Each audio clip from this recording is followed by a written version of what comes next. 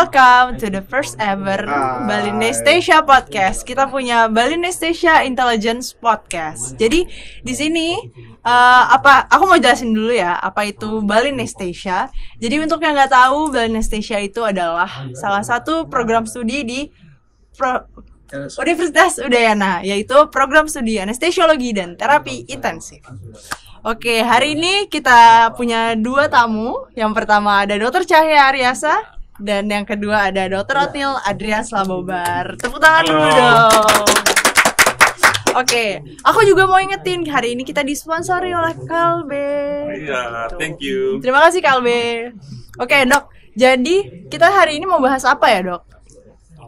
Terserah, bebas mau bahas apa. Maternal lah ya, Dok? Iya. Maternal, Iya, oke. of course. Kalau pasien-pasien yang sering kita temui dan cukup berbahaya, Dok, boleh kita bahas tentang PPCM? Oh, silakan. Boleh ya? Oke, PPCM nih. Boleh dijelasin, Dok, apa sih itu PPCM? Pasti kan pada nggak tahu nih, apa sih PPCM itu? Oke, Din, terima kasih, Din. Jadi gini, PPCM itu kita kenal dengan peripartum kardiomyopati. Ya, jadi sebenarnya itu dia dasarnya adalah kelainan dari otot. Jadi kalau lihat artinya peripartum kardiomyopati berarti kelainannya adalah di ototnya. Kayak gitu ya, Din ya. Jadi kenapa disebut peri? Karena dia munculnya bisa pada saat hamil atau setelah dia. Berapa lama sih, Dok, itu rentang waktunya PPCM ini bisa terjadi? Dia bisa antara mulai proses kehamilannya, karena nanti dihubungkan dengan fisiologi, perubahan fisiologi anatomi ibu-ibu hamil gitu. Jadi gitulah. Jadi kalau kita lihat definisinya, lihat peripartum kardiomyopati artinya adalah miumnya, ototnya, ya. Jadi kelainan pada otot jantung sebelum atau beberapa saat setelah. Jadi selama kehamilan itulah ya, Dok, dari sebelum melahirkan itu juga udah bisa kena PPCM ya. Gimana sih, Dok, cara kita mendiagnosa, wah ini PPCM nih? PPCM itu bisa dilihat dari ini, biasanya gejalanya nih, maksudnya. Dari gejala. Kalau kita mau mendiagnosa berarti kan harus ada ekokardiografi, ada EKG, ada lab, ya.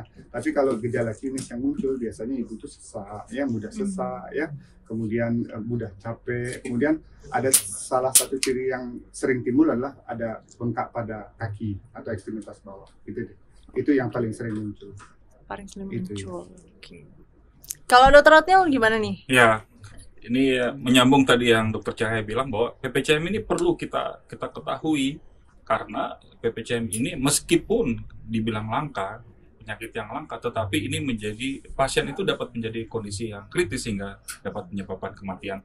Makanya pengetahuan kita sebagai anestesiologis, sebagai petugas kesehatan dan juga termasuk pada pasien-pasien ibu-ibu hamil dia juga harus tahu bahwa ini ada tanda-tanda dan gejala yang dia harus aware sehingga bisa terdiagnosis dari awal dan bisa didapatkan terapi dan hasilnya, outcome-nya akan lebih baik untuk ibu-ibu. Okay. Jadi intinya gini, Din. Jadi selama proses persalinan kehamilan itu kalau timbul gejala yang mudah sesak, yang aktivitas sedikit tambah cepat lelah, ya harus sering-sering kontrol. Kita harus melakukan lebih sering lagi ya, Dok, daripada yang normal ya. Jadi mungkin perlu pemeriksaan tambahan, mungkin perlu konsul ke kardiologi untuk itu. Jadi selalu cari dokter yang jadi itu. Oke. Dok, saya mau tanya nih, apa sih bahayanya sebenarnya PPCM itu terhadap kehamilan sendiri? Gini, jadi dia kalau lead ya terlambat menangani dia bahaya, sangat bahaya, menimbulkan kematian. Ya, tapi kalau kita cepat, jadi kita early, jadi cepat mengetahui bahwa itu suatu PPCM, jadi kita akan bisa prognosa ibu itu akan lebih bagus. Udah kita plan dulu gitu ya, Dok ya. Jadi ada planningnya sendiri untuk pasien PPCM kayak gini gitu ya, Dok ya. Oke. Mungkin juga perlu ditambahkan, Dr. Cahya, bahwa keluhan atau gejala pada ibu hamil yang sebenarnya itu juga kadang saru bagi petugas kesehatan ya, bagi seorang dokter untuk dapat menentukan, karena ibu hamil juga biasanya mudah lelah, kemudian kaki bengkak juga biasa kadang kita dapatkan untuk pada ibu-ibu hamil.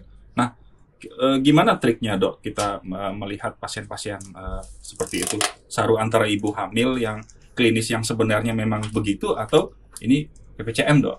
Ya, jadi seperti yang saya katakan tadi ya, Dr. Robil ya, jadi kita harus jika kita menemukan atau diri kita sendiri misalnya cepat lelah, ya, napas pendek, ada mungkin ditambah dengan bengkak, kita harus melakukan, ya, jadi kita harus melakukan ANC ya, kontrol ke dokter kebidaannya ya. Jadi dari situ nanti diagnosanya akan kelihatan, ya. Jadi intinya kita penting harus segera mengetahui karena makin segera makin bagus, ya. Jadi prognosa jadi akan lebih bagus, hasil akan lebih bagus. Saya kira itu.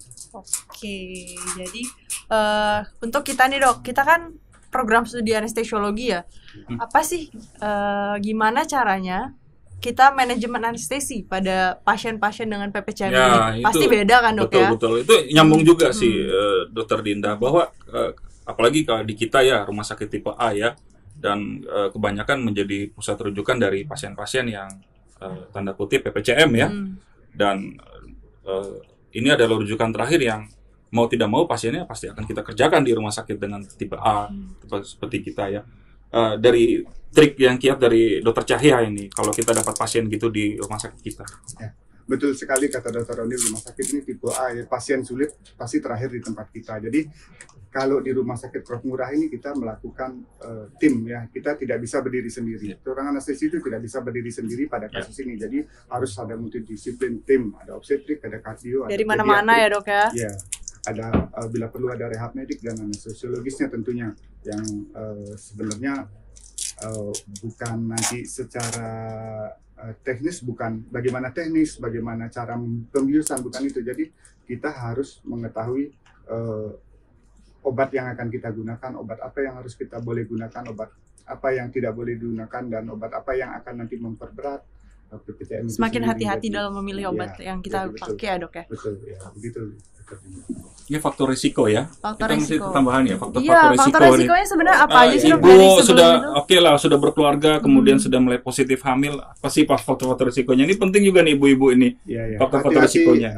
Biar bisa mengenal faktor risiko, kita harus hati-hati ibu yang umur resti ya. Resti kita sepakatin 35 tahun ke atas ya.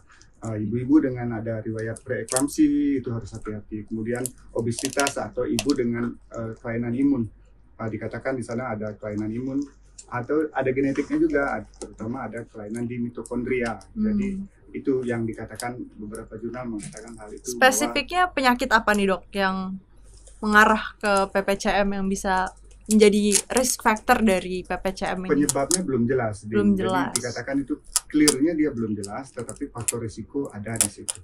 Nah, dari 4 yang saya sebutkan tadi. Semakin mudah sebenarnya ya. Kardiomiopati ya, miopati berarti ya. Lebihnya tidak diketahui ya.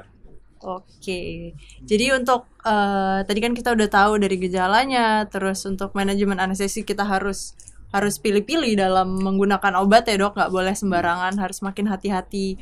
Terus selanjutnya tata laksana yang tepat setelah pasien ini melahirkan, apa yang bisa kita lakukan dok? Jadi kalau nanti kita disodorkan bahwa ini akan melahirkan ya, jadi persalinannya bisa normal, pervaginam bisa seksual ya. Kalau normal intinya tidak boleh nyeri. Jadi kita bantu dengan painless labor atau penanganan nyeri yang bagus. Kita bisa gunakan macam-macam farmakologi, non farmakologi bisa digunakan. Nanti kalau yang kita kerjakan di rumah sakit Sanglah dengan farmakologi, dengan epidural, painless labor, ya apalagi ada yang baru nih, dural pancar epidural. Jadi kita bisa memilih antara combined spinal epidural atau epidural. Ada untung ruginya combined spinal epidural dan epidural. Jadi kita pilih di tengah-tengah itu adalah dural pancar epidural. Itu arahnya perkembangannya akan ke sana. Boleh sedikit dijelasin nggak dok tentang dural pancar epidural? Dural pancar epidural itu singkatnya adalah combined spinal anestesi, tetapi kita tidak memasukkan obat di ruangan subarachnoid itu aja. Jadi apa keuntungannya nanti? Ya mempercepat onset tanpa komplikasi. Tentunya kita tahu bahwa combined spinal epidural itu CSE ya, combined spinal epidural itu cepat bradikardi ya, karena efeknya obat spinal yang kita berikan menyebabkan dia cepat bereaksi, akhirnya cepat risiko bradikardinya tinggi. Sedangkan kalau epidural sendiri dia late, kita harus nunggu 15-20 menit sebelum itu siap. Jadi kalau dural pancar epidural dia sepertinya arahnya sekarang dia lebih bagus dari antara dua. Udah lebih maju lah ya dok ya. Iya. Oke, kira-kira kayak gitu untuk PPCM. Terus apa nih tips dan trik dokter berdua untuk mencegah atau meminimalisir kejadian PPCM? Apakah ada? Oke, jadi gini. Pertama, kalau kita hamil, jika ketemu ya menemukan dalam diri kita sendiri gejala yang sering muncul itu misalnya mudah lelah, ya nafas pendek, ada ODEM di tungkai gitu, kita harus lakukan ANC atau konsultasi ke dokter kandungannya. Kemudian kita di rumah sakit tidak bisa kerja sendiri, harus ada multidisiplin tim. Ya, nanti diserahkan ke anestesi, metode apa yang akan diberikan, teknik apa yang dilakukan. Saya kira dokter anestesinya di Prof Murah ini sudah mengerti, sudah biasa, karena ini kita sudah sering menghadapi kasus-kasus itu. Oke, kira-kira ada dari dokter Otnil ada? Ya, yang pertama mungkin menyambung dari dokter Cahya. Pertama adalah kondisi yang perlu dikenali dulu oleh masyarakat, terutama masyarakat awam, ibu-ibu hamil terutama. Agar lebih aware ya dok ya? Ya, kemudian kesadaran akan sesuatu yang mengancam istilahnya. Jadi kalau kita tahu bahwa seorang ibu itu hamil, di saat itu dia mulai mempertaruhkan diri untuk nyawanya untuk nyawa anaknya. Dan itu menjadi satu perhatian. Jadi ibu itu mulai ANC, mungkin kita juga bekerja sama dengan teman-teman bidan yang di perifer, di puskesmas, pustu, posyandu, itu kan sebagai salah satu langkah pencegahan sebenarnya yang bisa kita lakukan. Sehingga pada akhirnya pasien dapat kita diagnosis dengan cepat yang tadi dokter Cahaya bilang dan dapat ditangani dengan lebih baik, outcome-nya pun akan lebih baik. Saya pikir begitu. Ya, setuju. Jadi untuk merekap semua itu, jadi PPCM ini harus kita kenali lebih dulu untuk bisa kita atasi lebih baik, untuk outcome-nya bisa lebih baik gitu ya dok ya?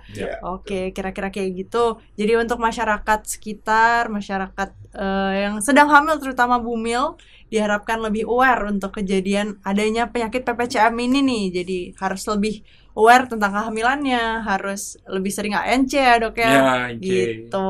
Oke deh. Kira-kira untuk hari ini itu dulu ya dok ya, yang bisa kita ngobrol tentang PPCM. Nanti lain waktu kita akan bahas lagi tentang penyakit lain ya. Oke, sekian ya dok, terima kasih. Sama-sama.